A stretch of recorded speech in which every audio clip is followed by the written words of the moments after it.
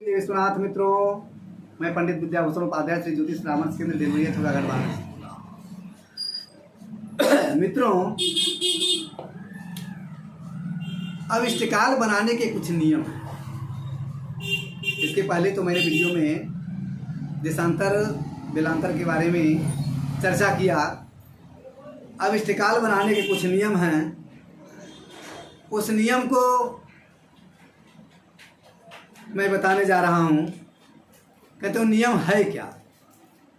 कहते किसी जातक का जन्म, मान लिया किसी जातक का जन्म दिन में 12:59 के बाद हुआ और रात्रि 12:59 के पहले, तब क्या करेंगे? तब घंटा में हम 12 जोड़ देंगे। घंटा में 12 जोड़ देंगे। जैसे मान लिया 1 बजे का जन्म है, 1:10 का बच्चे का जन्म, किसी जातक का जन्म 1:10 का है, तो घंटा में 12 जोड़ेंगे तो हो जाएगा 13:10। उसी प्रकार यदि हम 10 बजे रात्रि का जन्म है, 10:25 का जन्म है, तो घंटा में 12 जोड़ देंगे तो हो जाएगा 12:10, 22:25। इसी प्रकार से हमको घंटा में 12 जोड़ना पड़ेगा, तब स्टैंडर्ड टाइम निकलेगा। यदि 12:59 रात्रि से लेकर सूर्योदय के पहले तक का जन्म है, तब क्या करेंगे? तब उसमें दूसरा नियम आता है कि तब उसमें 24 घंटे में जो है 24 जोड़ेंगे।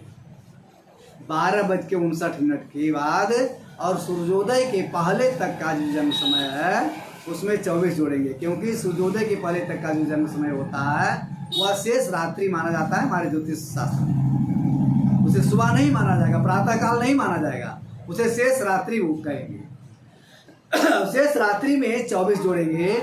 जैसे मान लिया 2 बजे रात्रि का जन्म है, तो 2 बजे रात्रि का जन्म है तो उसमें 24 यदि 24 जोड़ेंगे तो 24 2 26 हो जाएगा।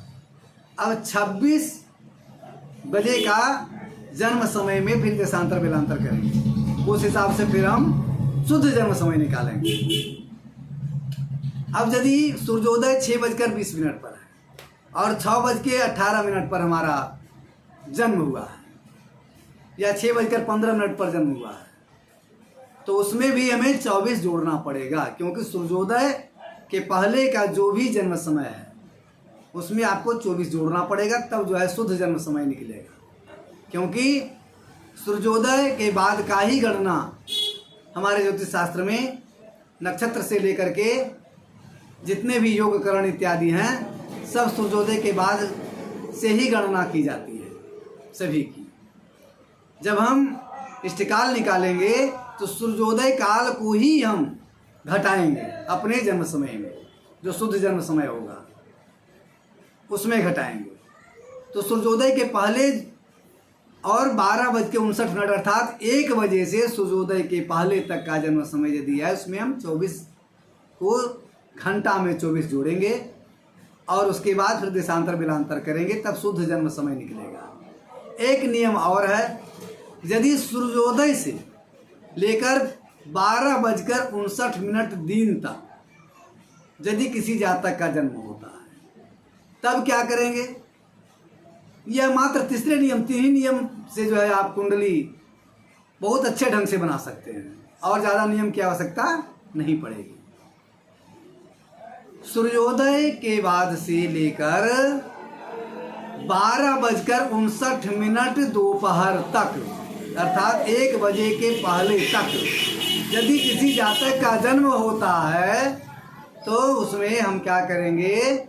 ना 12 जोड़ने की आवश्यकता पड़ेगी, ना 24 जोड़ने की आवश्यकता पड़ेगी, बल्कि जितना जन्म समय रहेगा उतना ही जन्म समय में हम देशांतर बेलांतर करके और सूर्योदय को घटा देंगे।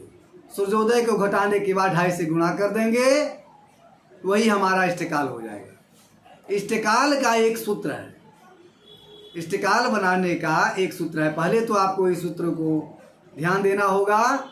नियम जो है हमारे 3 नियम हैं कि सूर्योदय से लेकर 12:59 दोपहर के पहले का जन्म है तो जितना जन्म समय है उतना ही में देशांतर और बेलांतर करेंगे यदि काशी से बाहर का जन्म समय हो तो।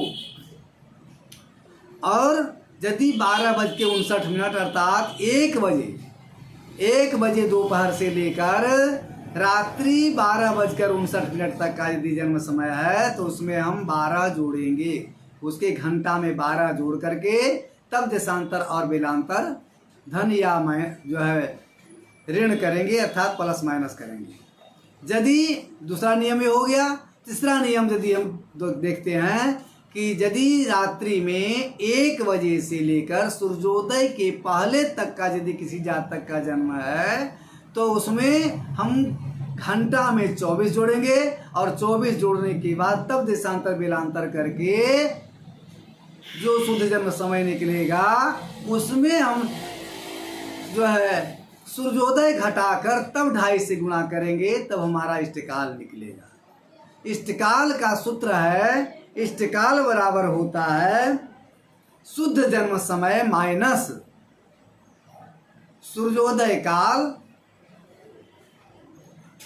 इंटू 2.5, अर्थात शुद्ध जन्म समय में हम सूर्योदय काल को घटाकर 2.5 से गुणा कर देंगे, हमारा इष्टकाल निकल जाएगा। या किसी भी प्रकार का जो आप कुंडली बनाना चाहते हो, सप्तवर्गीय कुंडली हो या षड्वर्गीय कुंडली हो, षोडशवर्गीय कुंडली हो या जन्मपत्रिका हो या जन्माक्षर हो, कुछ भी हो, इष्टकाल निकालने का सबका तरीका एक ही होता है। यदि आप इष्टकाल जो होता है कुंडली का मुख्य मूल होता है, यदि इष्टकाल आपका यदि सही है तो गणना जो है आपकी गणित कुंडली की सही होगी।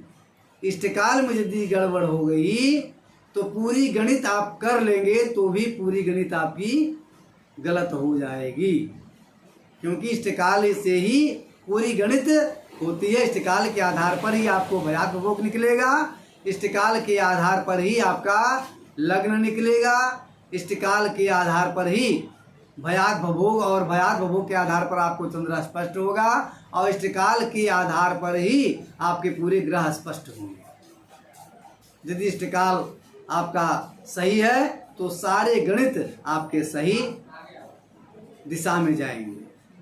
हर हर महादेव, जय विश्वनाथ।